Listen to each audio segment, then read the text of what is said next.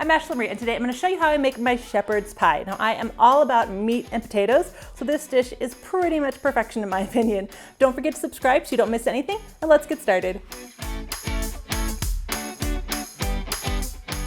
The first thing that we're going to do is to peel and then cut our potatoes. Now you can go ahead and put whole potatoes and boil that, but it takes a lot longer to boil, and so because I'm trying to make mine as fast as possible, I like to chop mine so that it boils a lot quicker. So bring that to a boil, and I do that while I'm cooking my meat mixture. Now for the meat. Traditionally you want to use lamb. Here in America we tend to use beef. You can always use a little bit of both, kind of a mixture, half and half.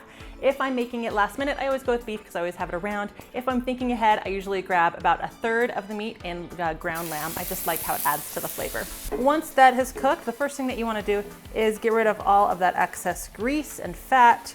We are going to add a lot of our own liquids to this, but we don't want it to be fatty. Now, a lot of times in a lot of dishes, I leave that fat because I like that flavor. But in this, in the shepherd's pie, the fat will actually make it so the pie doesn't stay together. It will kind of just be folly apart-y, greasy, and nobody wants that. We're going to add the vegetables that we cut up, the onions and the carrots, and we're going to add some garlic.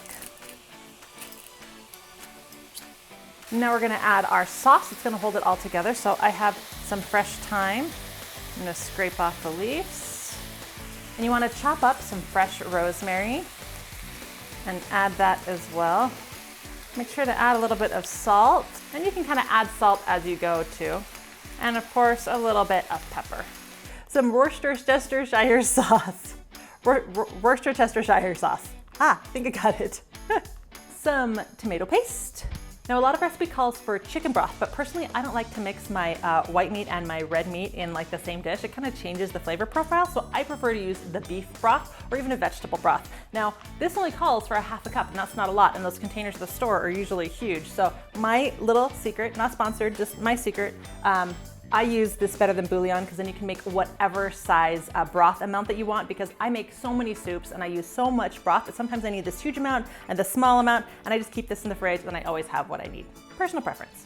And now a glug of red wine. And now you want to cook that all down so it leaves it drier again. Now, the alcohol is optional. If you are not an alcohol drinker, obviously you can leave it out. I'm not an alcohol drinker, but I do cook with alcohol. Since I eat chocolate chip cookies with vanilla, I eat alcohol all the time.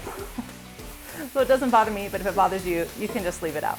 And then our final 1 or 2 ingredients, this is optional, is frozen peas. Now, frozen peas are traditional. I always include it. The one that is not traditional is frozen corn, but I really like it in here. Now you can use a 9x13 baking dish, or I'm going to use these cute little croquettes. They're adorable for a little more personalized family dish. I'm also going to put what doesn't fit in those inside this pan, so you can see both options. Now, once your potatoes are cooked, you want to mash them, and you can mash them any way that you prefer to do it.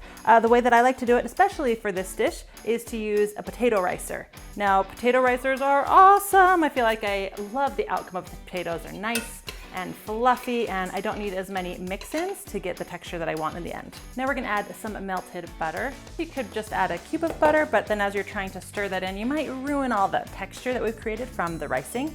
Some whipping cream, some salt, and some pepper. Now you can use white pepper if you want to make sure that these stay white. And then 1/2 cup freshly grated Parmesan cheese. And we're just going to stir that together and make this lovely creamy mash.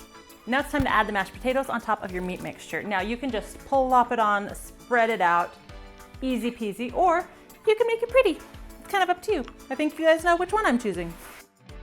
You want to take some extra Parmesan cheese and sprinkle it over the top, and you're ready to bake 400 degrees for 20 minutes. Just like that, it's done. It's super simple to make. I have all the ingredients around all the time, so it's one of those great meals that when I can't think of something to make, I can throw it together. This takes me less than an hour to get it on the table, so it's really not that hard either. And now it's time to eat it. Do you want to see the inside? Look at all that goodness. It's time to give it a try. So good. The flavors all come together so well. That rosemary and thyme, just delicious. And of course, the Parmesan in the mashed potatoes really makes a difference. Now, your meat to potato ratio is completely up to you. If you want yours more meaty, use less potatoes and use a smaller bowl so you get that depth of more meat. Or of course, you can just double the recipe. Now I piped on my potatoes, so there's actually a lot of air in there, so it looks taller than they are. But I like how light and fluffy that they are, and I like that then the top doesn't get too browned when you have all those peaks. If you're just gonna put your potatoes on and smooth it out, I recommend using a fork and kind of fluff it to give it a little bit of texture to the top, and those texture points will brown, and then you won't have that whole entire surface brown. Personal preference, do whatever you want.